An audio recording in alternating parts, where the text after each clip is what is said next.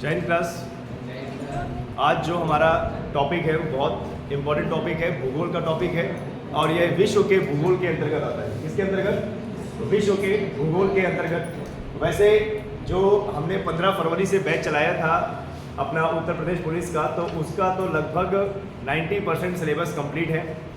और आप लोग जैसे अभी नए आए हैं तो आप लोग टेंशन नहीं ले रहे हैं। जैसे भी कोई सब्जेक्ट जहाँ से भी ख़त्म होगा फिर वहीं से दोबारा नए सिरे से चालू हो जाएगा। जैसे एक साइकिल चलती है ना।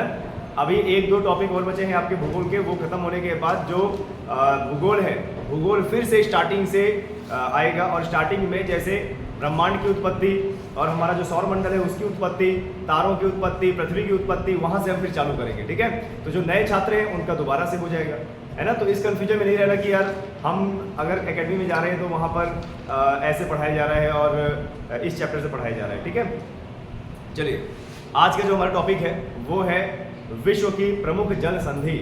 और ये जो वीडियो है, ये जो क्लास है, हमारा आगामी उत्तर प्रदेश पुलिस 52,699 पदों के लिए स्पेशल क्लास है। और ये जो विश्व का भूगोल है ये आपके किसी भी एग्जाम में आ सकता है, लेकिन हमारा मेन फोकस अभी है उत्तर प्रदेश पुलिस में। क्लियर है? चलिए सबसे पहले आपको मुझे ये बताना है कि जल संधि से आप लोग समझते क्या है। कभी भी अगर एग्जाम में आ जाए कि भाई जल संधि, तो इसका मतलब क्या होता है? जल संधि का मतलब क्या होता है? जानिए जल संधि का मतलब क्या होता है?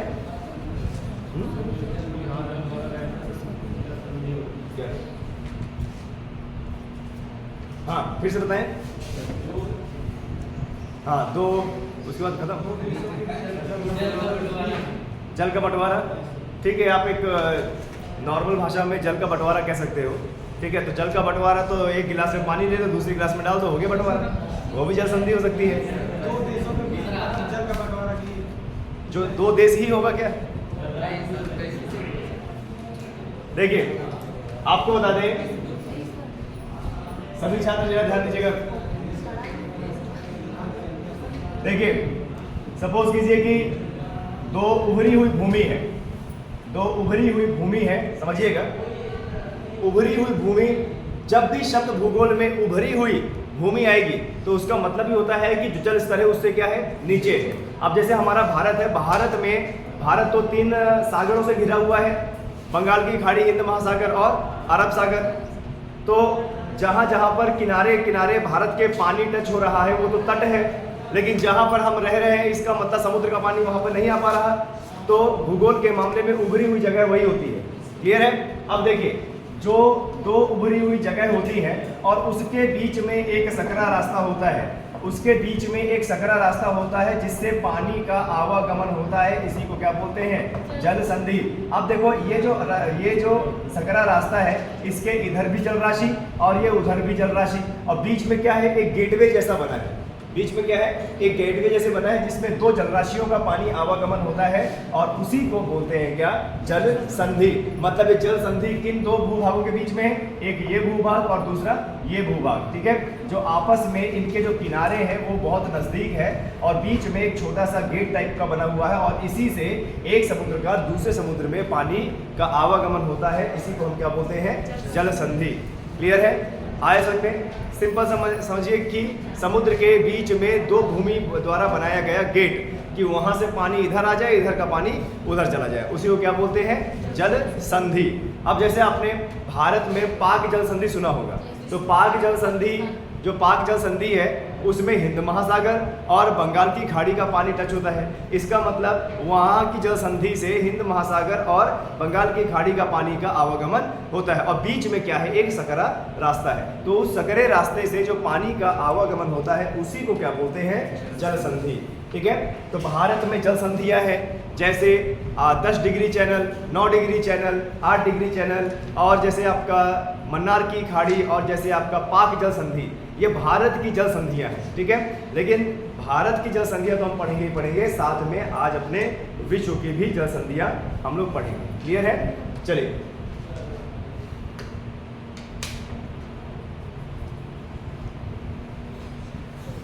तो सबसे पहले समझते हैं कि भाई जल संधि आखिरकार होती क्या है। जल संधि होती क्या है? जल संधि पानी के 2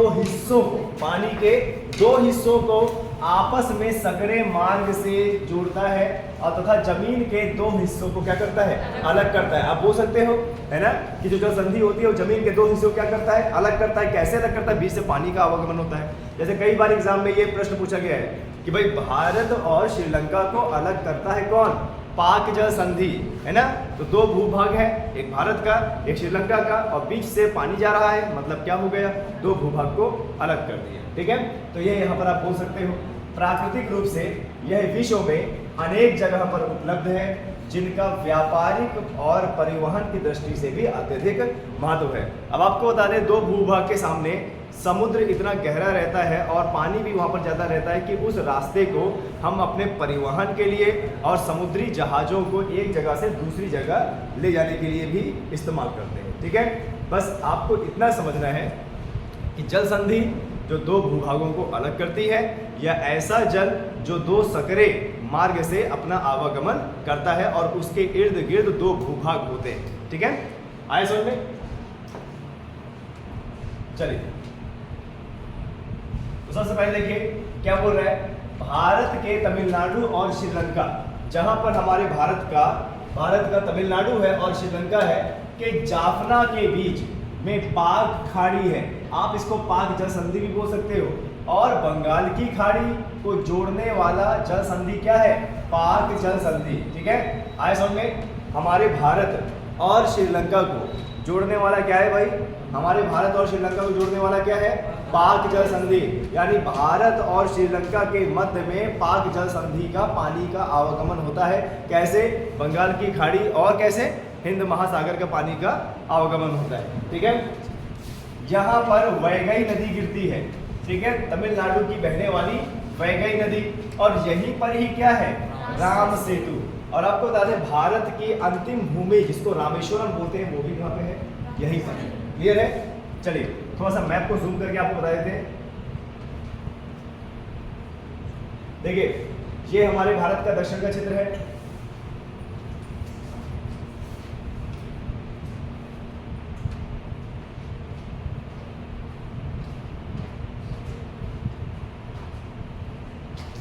देखिए, ये हमारे भारत का दक्षिण का क्षेत्र है। और ये जो बाउंड्री है, देखिए ये जो बाउंड्री है, आपको बता दें ये किस चीज की बाउंड्री है? ये तमिलनाडु की बाउंड्री है। किसकी?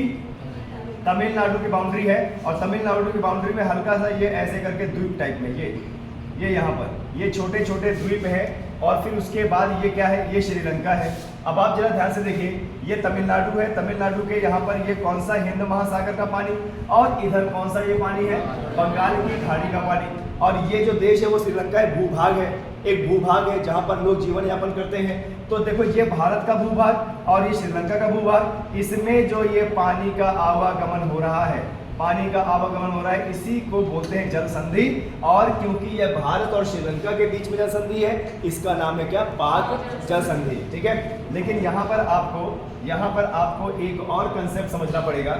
वो कंसेप्ट ये है, देखिए वो कंसेप्ट ये है कि यहाँ पर भारत की जो अंतिम भूमि है जिसको रामेश्वरम बोलते हैं, तो यहाँ पर ऐसे छोटे छोटे द्वीप श्रीलंका से लगे हुए हैं, ऐसे करके छोटे छोटे द्वीप। आप एकदम से जुड़े हुए नहीं हैं, उन द्वीपों के बीच से थोड़ी बहुत जगह है। ठीक है, लेकिन ऐसा प्रतीत होता है कि इसने पाक जल संधि का पानी रोक रखा है।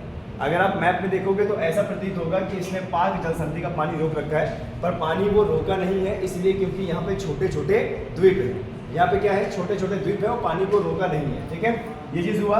अब क्या है कि पानी इन द्वीपों से होकर उधर जाता है, उधर का पानी इधर आता है। तो इसको तो हमने कह दिया कि भाई पाक जल संधि। इस तरफ श्रीलंका है, इस तरफ भारत है। भारत और श्रीलंका को अलग करने वाला कौन? पाक जल संधि।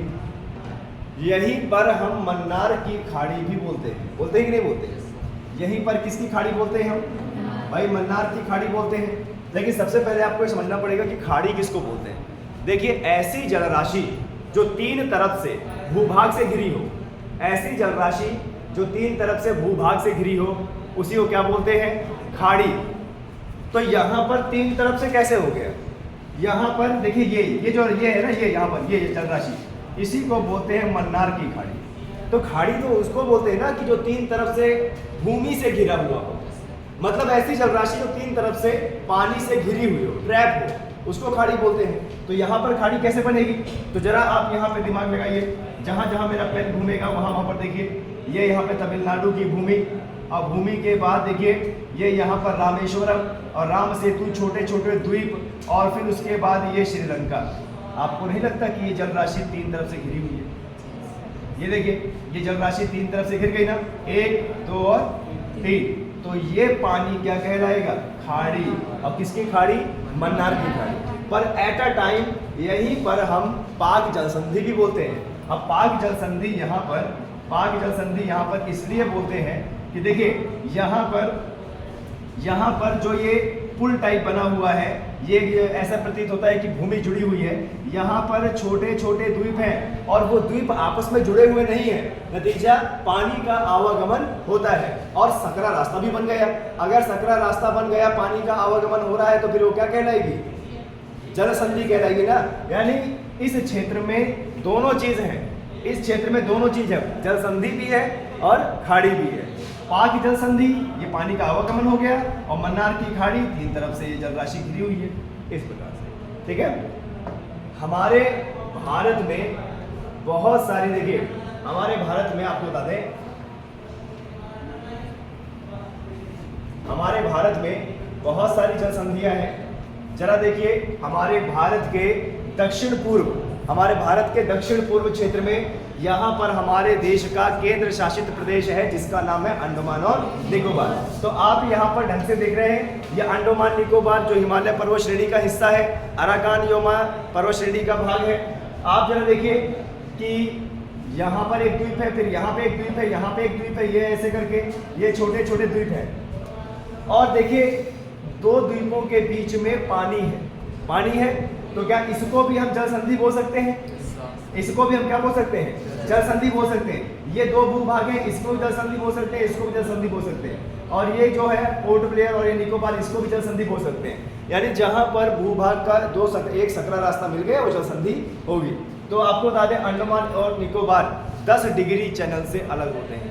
ठीक है, यहाँ पर जो चैनल है, यहाँ पर जो संधि है वो कौन सी है?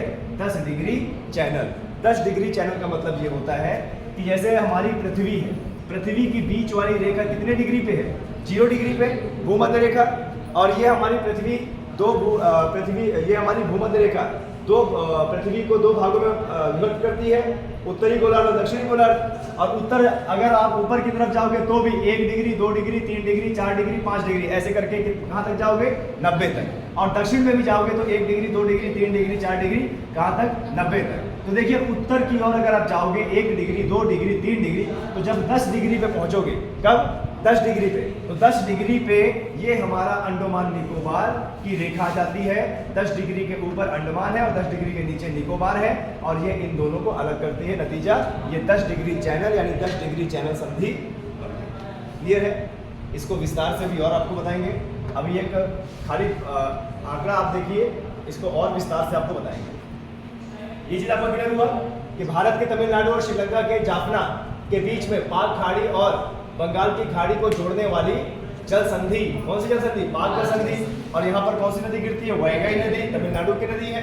और राम सेतु भी यहाँ पर है। और एक चीज और जोड़ दीजिए कि रामेश्वरम, भारत की अंतिम भूमि रामेश्वरम भी यहीं पर है। ठीक है, चलिए आगे बढ़ते हैं। अब सबसे पहले डंकन जल संधि की बात करते हैं। ये एग्जाम में अभी 3-4 महीने पहले एक एग्जाम हुआ था, उसमें ये पूछा गया था डंकन जल संधि। ठीक है, कि डंकन जल संधि क्या है? देखिए जो डंकन जल संधि है अंडमान निकोबार द्वीप समूह में स्थित है। कहाँ पे? अंडमान निकोबार द्वीप समूह। और इससे पहले भारत के मैप में मैंने आपको बताया था कि जो अंडमान निकोबार द्वीप समूह है वो भारत के दक्षिण पूर्वी क्षेत्र में है। कहाँ पे है? भारत के दक्षिण पूर्वी क्षेत्र में है। बंगाल की खाड़ी में द्वीप समूह है और छोटे छोटे द्वीप समूह, उनके बीच में क्या है? जल संधि है। तो एक जल संधि और जिसका नाम है डंकन जल संधि, अंडमान निकोबार द्वीप समूह में स्थित है। और यह जल संधि उत्तर में रूटलैंड द्वीप को दक्षिण में लिटिल अंडमान से अलग करती है। ठीक है, अब देखो ये हमारा बंगाल की खाड़ी में, ध्यान दीजिएगा, ये हमारा बंगाल की खाड़ी में ये क्या है? अंडमान निकोबार द्वीप है। ये बंगाल की खाड़ी में पूरा तरह डूबा हुआ है। और आप देख रहे हो कि भूमि के छोटे छोटे टुकड़े हैं, है ना, और बीच में नीला पानी है। तो देखिए ये ऊपर का हिस्सा हो गया और ये नीचे का हिस्सा हो गया। यहाँ से जो पानी जा रहा है इधर और इधर, यही है क्या, डंकन। क्या है, डंकन जल संधि। नाम ऐसा है इसका डंकन जल संधि कि आपको लगेगा ही नहीं कि भारत में है ना, आपको लगेगा कि कोई विदेशी जल संधि है। तो अगर एग्जाम में आ जाए तो इसको भूलना नहीं है। क्लियर है। ये देखिए ये अंडमान निकोबार के द्वीप समूह है और द्वीप समूह में दक्षिण की तरफ ये यहाँ पर दक्षिण की तरफ लिटिल अंडमान, ठीक है, ध्यान दीजिएगा, लिटिल अंडमान और दक्षिण अंडमान को अलग करने वाली डंकन जल संधि। डंकन जल संधि अंडमान निकोबार द्वीप समूह में स्थित है और यह जल संधि उत्तर में रूटलैंड द्वीप के को दक्षिण में लिटिल अंडमान से अलग करती है। क्लियर है। अब देखो एक द्वीप ये रहा, एक द्वीप ये रहा, इसके बीच में पानी का आवागमन हुआ तो जल संधि। क्या बोल रहा है, डंकन जल संधि कितना 48 किलोमीटर चौड़ी है। मतलब ये यहाँ की भूमि और यहाँ की भूमि में जो जल है तो ये जल कितना चौड़ा है, 48, यानी कितना चौड़ा पार्ट है, 48 किलोमीटर चौड़ा पार्ट है। ठीक है, आया समझ में। डंकन जल संधि के पश्चिम में, ध्यान दीजिएगा, डंकन जल संधि के पश्चिम में बंगाल की खाड़ी है और पूर्व में क्या है, अंडमान सागर। ये डंकन जल संधि है। इधर पश्चिम में जो सागर है वो किसका सागर है, बंगाल की खाड़ी, और इधर कौन सा सागर है, अंडमान सागर। कौन सागर, अंडमान सागर। ठीक है, ये आपके एग्जाम में नहीं पूछा जाएगा, पर डंकन जल संधि किसको अलग करती है, कहां पर है, ये जरूर पूछा जाएगा। क्लियर है। तो ये चीज आपका क्लियर हुआ। आगे बढ़े।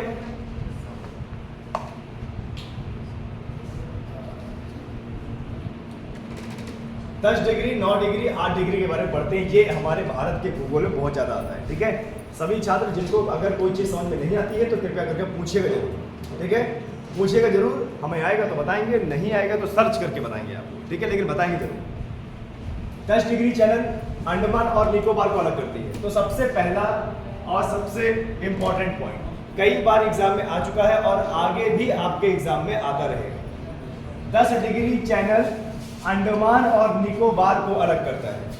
काफी बार एग्जाम में ये पूछा गया है कि 10 डिग्री चैनल किसको अलग करता है, अंडमान और निकोबार। अब भारत में अंडमान निकोबार भारत का हिस्सा है और भारत का केंद्र शासित प्रदेश है। ठीक है, ऐसे में जिसकी राजधानी पोर्ट ब्लेयर है।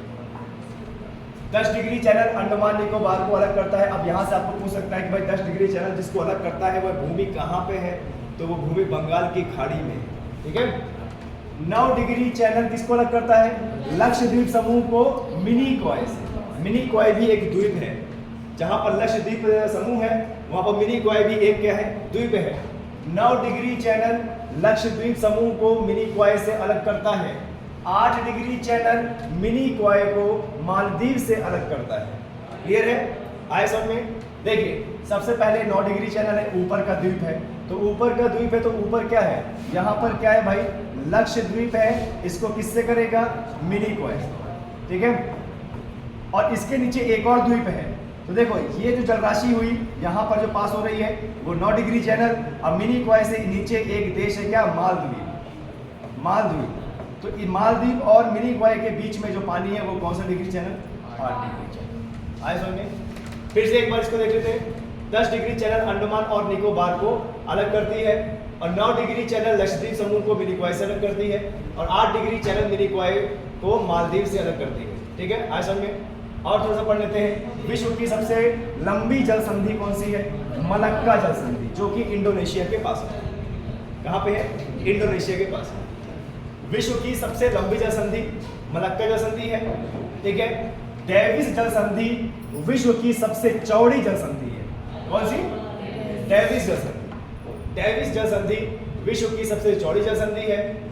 इंग्लिश चैनल को पार करने वाली पहली भारतीय कौन है, आरती शाह। ठीक है, इंग्लिश चैनल को पार करने वाली पहली भारतीय कौन है, आरती शाह। अब यहाँ पर इंग्लिश चैनल आ रहा है, तो कभी भी भूगोल की भाषा में अगर चैनल आए तो समझ जाइए कहीं ना कहीं वो जल संधि की बात हो रही है। किसकी बात हो रही है, जल संधि की बात हो रही है। ठीक है, अब यहाँ पर इंग्लिश चैनल की बात की जा रही है। आपके एग्जाम में आ सकता है कि भैया इंग्लिश चैनल जो जल संधि है उसमें कौन से 2 देश अलग होते हैं, तो आपका उत्तर होगा फ्रांस और इंग्लैंड। क्या उत्तर होगा, फ्रांस और इंग्लैंड। English channel. अब उसको इंग्लिश चैनल क्यों बोला जाता है? क्योंकि देखो जो इंग्लैंड है, इंग्लैंड कैसा देश है? इंग्लिश देश है, इसीलिए उसके नाम पर इसका नाम रख दिया गया क्या? English channel. आए समझे? चलिए अब यहाँ पर देख लेते हैं। यहाँ पर ये दो मैप इसलिए किए गए हैं ताकि आपको समझ में आए। सबसे पहले क्या हमने पढ़ा था? 10 डिग्री चैनल ना। देखिए ये हमारा भारत है, ये हमारा भारत है, और भारत के दक्षिण पूर्व में ये जो छोटे छोटे द्वीप समूह हैं, यही है हमारे अंडमान निकोबार। ठीक है, यही क्या है? हमारे अंडमान और निकोबार। अब अंडमान निकोबार का ये छोटा सा मैप देखिए, इधर बड़ा सा मैप देखिए, ये पूरा क्या है? अंडमान, और ये क्या है? निकोबार। मतलब इतने जो चाप के आकार के द्वीप हैं, इनको हमने दो हिस्सों में बांट दिया। ठीक है, ऊपर के द्वीप को अंडमान कहा गया और नीचे के द्वीप को निकोबार कहा गया। और अंडमान और निकोबार के बीच में ये जो जल जा रहा है, इसी को बोलते हैं 10 डिग्री चैनल। क्या बोलते हैं? 10 डिग्री चैनल। आप इस डायग्राम में देख सकते हैं, आप इस डायग्राम में देख सकते हैं कि एक बीच में लाइन बनी हुई है। ये बीच की लाइन यही दर्शा रही है कि यहाँ से ऊपर का हिस्सा अलग है, नीचे का हिस्सा अलग है, और बीच में पानी का आवागमन होता है, जल राशि का आवागमन होता है। ठीक है, आए समझ में? तो यही हमारा क्या है? 10 डिग्री चैनल। और यहाँ पे इतना ज़्यादा गैप है कि देखने में भी लगेगा कि भाई दो हिस्से हैं, एक उत्तर का और एक दक्षिण का। ठीक है, तो ये जो अंडमान है और जो ये निकोबार है, इसको अलग करने वाला हमारा 10 डिग्री चैनल है। भूलना नहीं, एग्जाम में आ सकता है। ठीक है, आए समझे? ओके, अब जरा आप लोग देख लीजिए। देखिए यहां पर देख लीजिए, ये तो हमारा 10 डिग्री चैनल था। 9 डिग्री और 8 डिग्री कहां पर? लक्षद्वीप। और लक्षद्वीप समूह हमारा कहां पे है?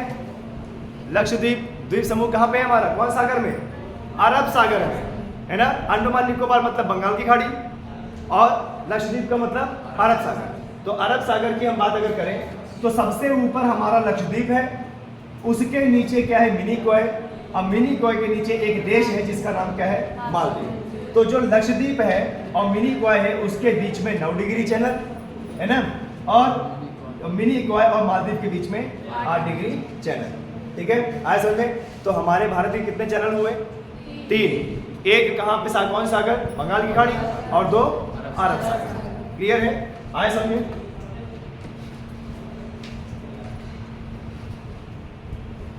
हाँ देखिए, ये डायग्राम बना हुआ है, यहां पे देखिए, ये यहां से देखिए, देखिए ये भारत का दक्षिण का हिस्सा, ये भारत क्या दिख रहा है? केरल।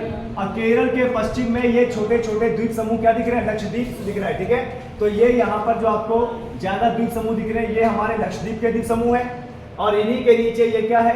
मिनिकॉय, और उसी के नीचे देश है क्या? मालदीव। तो लक्षद्वीप और मिनिकॉय के बीच में 9 डिग्री चैनल पे जलसंधि है, जो मिनिकॉय और लक्षद्वीप को अलग करती है, और उसी के नीचे मिनिकॉय और मालदीव एक देश है, यहाँ पर 8 डिग्री चैनल है, जो हमारे लक्षद्वीप और एक देश मालदीव को अलग करती है, अरब सागर। क्लियर है? कोई दिक्कत यहाँ पर? किसी कुछ पूछ रहे हैं तो बता दो, तो आगे बढ़े।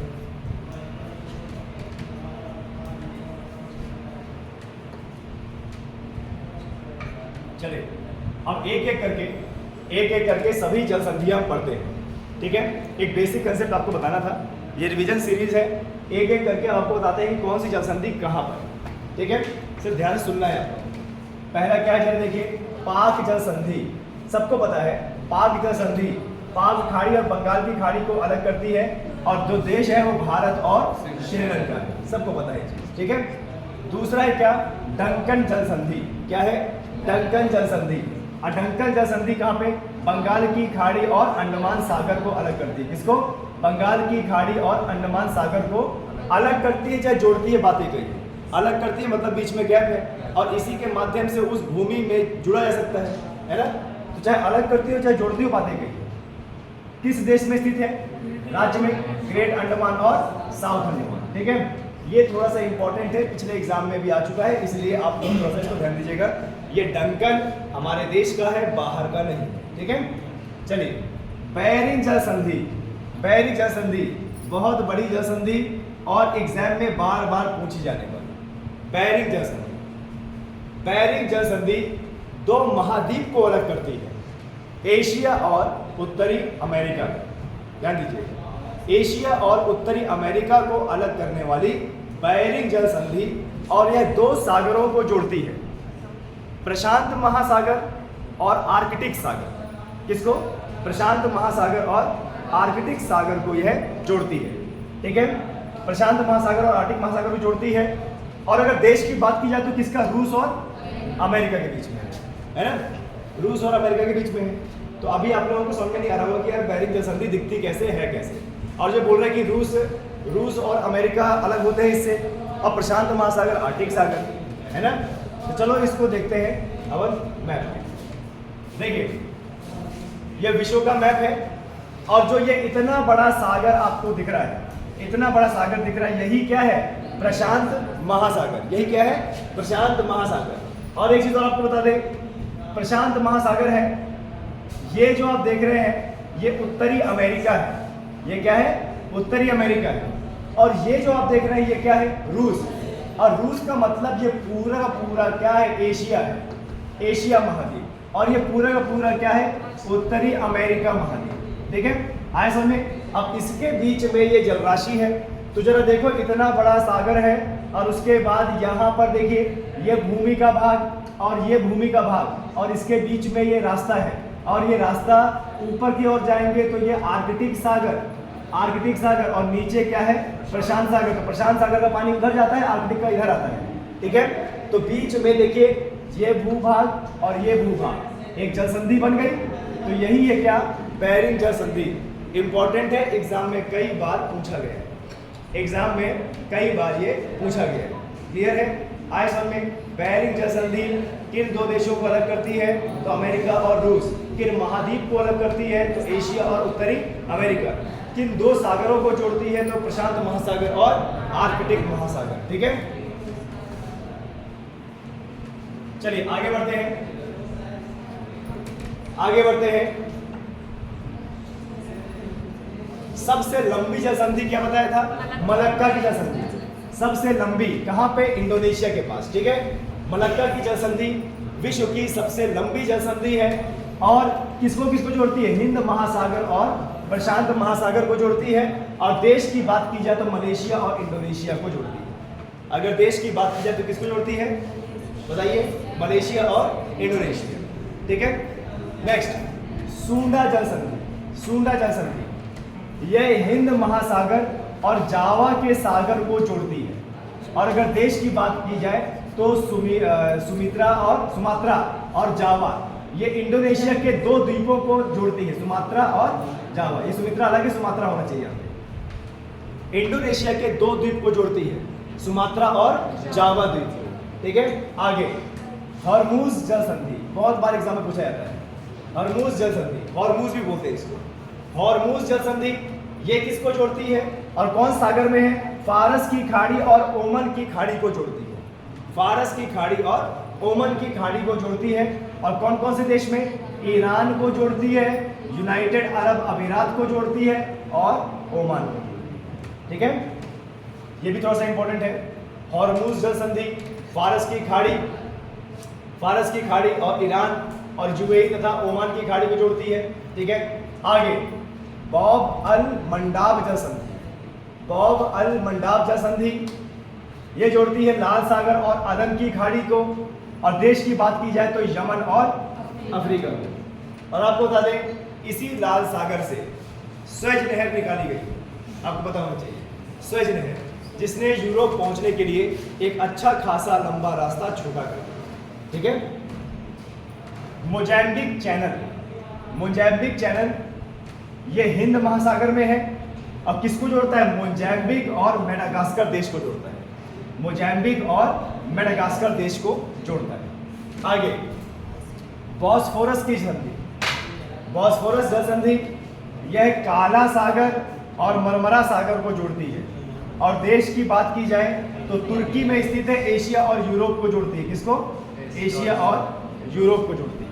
ठीक है, यहां तक समझ में आया? यहां तक किसी भी छात्र को कोई डाउट? चलिए, क्या बात हो रही थी? मलक्का की जल संधि है ना, विश्व की सबसे लंबी जल संधि। तो देखिए ये हमारा भारत है, ये इधर अंडमान, अंडमान के दक्षिण में और आएंगे तो ये इंडोनेशिया है, ये इंडोनेशिया का द्वीप है, और इधर ये मलेशिया है, और इंडोनेशिया और मलेशिया के द्वीप के बीच में ये पानी का आवागमन देख रहे हैं आप। तो यही पानी का जो आवागमन है यही है मलक्का जल संधि। अब इधर है हिंद महासागर का पानी और उधर है प्रशांत महासागर का पानी। तो ये बंगाल की खाड़ी से इधर आते टाइम ये इधर आएंगे आप, और इधर आएंगे तो इधर बंगाल की खाड़ी में प्रवेश, ये प्रशांत महासागर में प्रवेश कर जाएगी। और इसी प्रकार से ये विश्व की सबसे लंबी जल संधि बन गई, मलक्का की जल संधि, इंडोनेशिया और मलेशिया को अलग कर दिया। ठीक है, और आगे बढ़ते हैं। डार्डानेल्स जलडमरू मध्य, जलडमरू मध्य का मतलब ही होता है जल संधि। ठीक है, डार्डानेल्स जलडमरू मध्य मरमरा सागर और भूमध्य सागर को जोड़ती है, तुर्की और एशिया और यूरोप को जोड़ती है। ठीक है, आए समझ में। फिर आया क्या, इंग्लिश चैनल। इंग्लिश चैनल का मतलब होता है कि फ्रांस और इंग्लैंड के बीच में जो राशि है उसी को क्या बोलते हैं, इंग्लिश चैनल। यह अटलांटिक महासागर और डोवर जल संधि को जोड़ती है। इस क्या, अटलांटिक महासागर और डोवर जल संधि। पर इसमें पूछा जाएगा कौन से देश को जोड़ती है, तो इंग्लैंड और क्या है, फ्रांस। इंग्लैंड और क्या है, फ्रांस। इंग्लैंड और फ्रांस को जोड़ती है। ठीक है, आए समझ में। आगे देखिए, डोवर जल संधि क्या है भाई, डोवर जल संधि। डोवर जल संधि जोड़ती है उत्तरी सागर और इंग्लिश चैनल को। और अगर देश की बात करें तो ग्रेट ब्रिटेन और मुख्य यूरोप, ग्रेट ब्रिटेन को और मुख्य यूरोप को जोड़ती है। क्लियर है। आगे, उत्तरी चैनल, उत्तरी चैनल को आयरिश चैनल भी कहा जाता है क्योंकि यह आयरिश सागर और अटलांटिक महासागर को जोड़ती है। और अगर देश की बात की जाए तो आयरलैंड और स्कॉटलैंड को जोड़ती है। क्लियर है, आए समझ। चलिए अब जरा इस मैप में देख लीजिए, ये है वो मैप। ये देखिए, ये इंग्लैंड है, ये स्कॉटलैंड है, नीदरलैंड है, और ये यहाँ पे फ्रांस है। इंग्लैंड और फ्रांस के बीच में ये जो पानी का आवागमन हो रहा है यही क्या है, इंग्लिश चैनल। यही क्या है भाई, इंग्लिश चैनल। और आप ध्यान से देखो कि यहाँ पर भी एक चैनल बन रहा है। अभी जो बताया स्कॉटलैंड है ना, अभी जो बताया कौन सा, आयरलैंड और स्कॉटलैंड, उत्तरी चैनल। तो जरा ध्यान से देखिए, यहाँ पे ये है उत्तरी चैनल, ये एक हो गया आयरलैंड, और ये क्या हो गया, स्कॉटलैंड। और इसको ये जो बीच में जलराशि यही क्या है, उत्तरी चैनल। ये देश हो गया इंग्लैंड छोटा सा, और ये हो गया फ्रांस। इसके बीच में जलराशि यही क्या है, ठीक है। आए समझे। आगे और देख लेते हैं, जो भी छोटी मोटी जल संधि जो खत्म कर लेते हैं। बाकी जितना भी एग्जाम में आना था वो बता दिया है, अब आने के कोई चांसेस नहीं। डेविस जल संधि, डेविस जल संधि लैब्राडोर सागर और बैफिन की खाड़ी को जोड़ती है। डेविस जल संधि लैब्राडोर सागर और बैफिन की खाड़ी को जोड़ती है। देश कौन सा है, कनाडा और ग्रेट ब्रिटेन। ठीक है। हडसन जल संधि, ये थोड़ा सा इंपॉर्टेंट है। हडसन जल संधि ये हडसन की खाड़ी और लैब्राडोर सागर को जोड़ती है, और कहां पर है ये, कनाडा। ठीक है। कुक जल संधि, कुक जल संधि तास्मानिया सागर और प्रशांत महासागर को जोड़ती है, और उत्तरी और दक्षिणी न्यूजीलैंड द्वीप हो जाएगा। उत्तरी और दक्षिणी न्यूजीलैंड द्वीप, प्रशांत महासागर का ऑस्ट्रेलिया वाला क्षेत्र। ठीक है।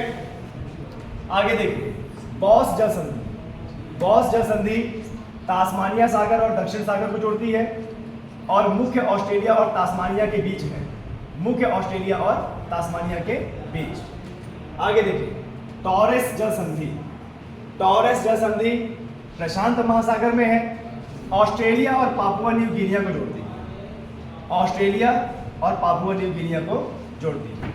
आगे देखिए, सुशीमा जल संधि, सुशीमा जल संधि जापान सागर और पूर्वी चीन सागर को जोड़ती है। इसको जापान सागर और पूर्वी चीन सागर को जोड़ती है। देश की बात की जाए तो जापान और दक्षिण कोरिया को जोड़ता है। मतलब इस जल संधि से कौन अलग होते हैं, जापान और दक्षिण कोरिया को। ठीक है, समझ में आ रहा है ना? ज्यादा तेज तो नहीं चल रही ना कोई, पीडीएफ पहुंच जाएगा आपके पास। ठीक है, आगे देखिए, ये लास्ट सुगारू जल संधि। सुगारू जल संधि जापान सागर और प्रशांत महासागर को जोड़ते हैं। ठीक है, और होकाइडो द्वीप और होंशु द्वीप, होकाइडो और होंशु द्वीप को जोड़ते हैं। फ्लोरिडा जल संधि, फ्लोरिडा जल संधि मैक्सिको की खाड़ी और अटलांटिक महासागर को जोड़ती है।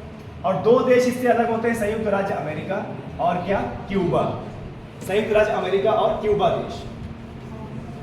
युकाटन जल संधि, अब युकाटन जल संधि मैक्सिको की खाड़ी और कैरेबियन सागर को जोड़ती है और मैक्सिको और क्यूबा देश को अलग करती है, मैक्सिको और क्यूबा देश को। 23 नंबर फार्मोसा, फार्मोसा जल डमरू मध्य दक्षिण चीन सागर और पूर्वी चीन सागर को अलग करता है और चीन और ताइवान देश को अलग करता है। इसको चीन और ताइवान। ठीक है, अब आपको बता दें जो बेरिंग जल संधि है, कई बार पूछने वाले हैं, सॉरी जिब्राल्टर, जिब्राल्टर जल संधि। कौन सी जल संधि? जिब्राल्टर जल संधि। तो देखिए आपको एक चीज बता दें, जिब्राल्टर जल संधि भी आता है, ये हमारा एस के आकार का कौन सा सागर? अटलांटिक महासागर। और ये इधर अमेरिका की तरफ ये प्रशांत महासागर, और ये भारत के नीचे ये इधर हिंद महासागर, और फिर इधर आ गया प्रशांत महासागर, क्योंकि धरती क्या है, गोल है, यानी ये हिस्सा जुड़ा है किधर, उधर वाले हिस्से से। ठीक है, अब इस पूरे मैप पे देखिए ये हमारा भारत है, भारत के पश्चिम की ओर चलेंगे तो ये जो नीला नीला दिख रहा है आपको, ये है भूमध्य सागर। क्या है? भूमध्य सागर। अब भूमध्य सागर अफ्रीका महाद्वीप और यूरोप को अलग करता है। भूमध्य सागर अफ्रीका महाद्वीप और यूरोप को अलग करता है। और ये भूमध्य सागर से ये जो जलराशि है, ये यहाँ पर थोड़ी सी जो जलराशि है, ये भूमध्य सागर में यहाँ पे गेट खुला हुआ है, और ये कौन से सागर को जोड़ता है? अटलांटिक महासागर। भूमध्य सागर और अटलांटिक महासागर को जोड़ने वाली जो जल संधि है, उसी को जिब्राल्टर की संधि कहते हैं। इसको जिब्राल्टर की संधि। या आपके एग्जाम में आ सकता है कि जिब्राल्टर की संधि कौन से दो सागरों को जोड़ती है? अटलांटिक महासागर और भूमध्य सागर। और अगर महाद्वीप की बात करें तो अफ्रीका महाद्वीप और कौन सा? यूरोप। ठीक है, चलिए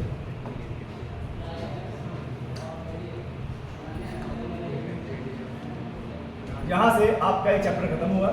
इसकी पीडीएफ आपको मिल जाएगी, इसका अध्ययन कर लीजिएगा और अच्छे से पढ़ लीजिएगा, नोट्स बना लीजिएगा, और आपका टॉपिक खत्म।